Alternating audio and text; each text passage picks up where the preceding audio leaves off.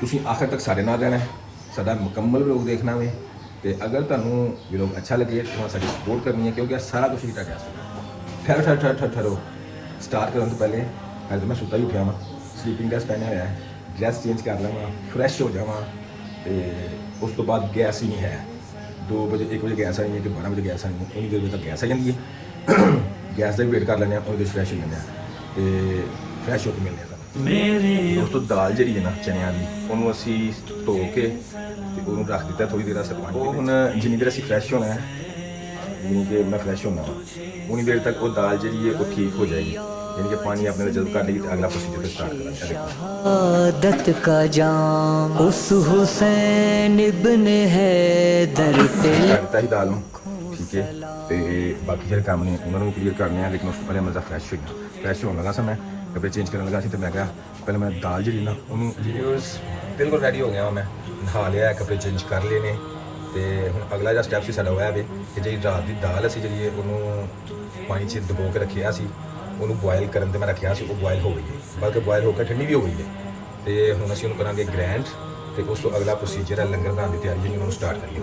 फे बुलाया गया जिसको बैठे बिठाए सताया गया जिनके बच्चों को प्यार।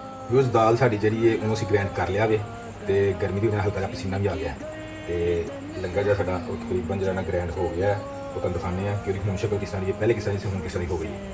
इब्न हैदर पे ला ਅਸੀਂ ਹੁਣ ਇਹਨੂੰ ਜਿਹੜਾ ਥੋੜਾ ਜਿਹਾ ਮਿਕਸ ਕਰਾਂਗੇ, ਥੋੜਾ ਤੜਕਾ ਲਾਵਾਂਗੇ, ਇਹਨੂੰ ਮਸਾਲੇ ਵਗੈਰਾ ਚ ਪਾ ਲਾਂਗੇ ਆ ਤੇ ਪਾ ਕੇ ਕਲੀਅਰ ਕਰਕੇ ਤੁਹਾਨੂੰ ਦੱਸਦੇ ਆ। ਅੱਧਾ ਘੰਟਾ ਪੌਣਾ ਘੰਟਾ ਹੋ ਗਿਆ ਤੇ ਅਸੀਂ ਇਹਨੂੰ ਹਿਲਾਉਂਦੇ ਆ ਲਗਾਤਾਰ ਕਿਉਂਕਿ ਲੰਗਰ ਜਿਹੜਾ ਹੁੰਦਾ ਨਾ ਇਹਨੂੰ ਜਿੰਨੀ ਮੁਹੱਬਤ ਨਾਲ ਬਣਾਇਆ ਜਾਏ ਨਾ ਇਹ ਉਨਾ ਹੀ ਮਜ਼ੇਦਾਰ ਬਣਦਾ ਹੈ। ਕਿਉਂਕਿ ਇਹਦੇ ਚ ਨਮਕ ਮਿਰਚ ਮਸਾਲਿਆਂ ਦਾ ਤੇ ਜਿਹੜਾ ਮਜ਼ਾ ਹੁੰਦਾ ਹੈ, ਲੇਕਿਨ ਪਿਆਰ ਅਕੀਦਤ ਇਹਦਾ ਕਰਨਾ ਜ਼ਿਆਦਾ ਮਜ਼ਾ ਇਹਦੇ ਵਿੱਚ ਹੁੰਦਾ ਹੈ।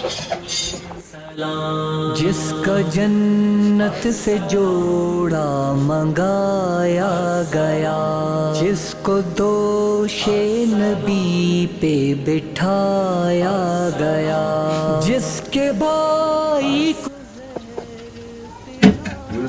दाल ਨੂੰ ਤੜਕਾ ਲੱਗ ਗਿਆ ਵੇ ਤੇ ਲੁੱਕ ਵੇਖੋ ਕਿੰਨੀ ਪਿਆਰੀ ਆ ਜੀ। ਮਾਸ਼ਾਅੱਲਾ ਸਾਡੀ ਮਿਹਨਤ ਜਿਹੜੀ ਹੈ ਉਹ ਨਜ਼ਰ ਆਣ ਗਈ ਹੈ। ਤੁਹਾਨੂੰ ਦਿਖਾਇਆ ਮੈਂ ਵੀਡੀਓ ਤੁਸੀਂ ਦੇਖੀਏ। ਮਾਸ਼ਾਅੱਲਾ ਬੜਾ ਜ਼ਬਰਦਸਤ ਤੜਕਾ ਲੱਗ ਗਿਆ। ਲੰਗਰ ਸਾਡਾ ਮੁਕੰਮਲ ਤਿਆਰ ਹੈ। ਹੁਣ ਇਹਨੂੰ ਅਸੀਂ ਪੈਕ ਕਰਨੇ ਆ ਤੇ ਲੋਕਾਂ ਨੂੰ ਵੰਡਣੇ ਆ। ਲੰਗਰ ਅਸੀਂ ਜਾਣਾ ਉਹ ਡੱਬੀਆਂ 'ਚ ਪੈਕ ਕਰਨੇ ਪਿਆ ਤੇ ਆਇਤ ਜਿਹੜੀ ਹੈ ਉਹ ਮੇਰੇ ਨਾਲ ਬਿਲਕੁਲ ਹੱਥ ਨਹੀਂ ਵਟਾਉਣ ਡਈ। ਉਹ ਮੋਬਾਈਲ ਫੜ ਕੇ ਤੇ ਬੈਠੀ ਹੈ ਤੇ ਮੈਂ ਇਕੱਲਾ ਹੀ ਲੱਗਾ ਵਾਂ। ਬੱਚੇ ਸਾਰੇ ਸਾਈਡ ਤੇ ਹੋ ਗਏ ਨੇ ਤੇ ਇਕੱਲਾ ਹੀ ਜਿਹੜਾ ਡੱਬੀਆਂ ਪੈਕ ਕਰਨਾ ਪਿਆ। ਬੱਚੇ ਸਾਰੇ ਚਲੇ ਗਏ ਨੇ, ਲੇਕਿਨ ਨਹੀਂ ਅਬੀਰਾ ਆ ਗਈ ਹੈ।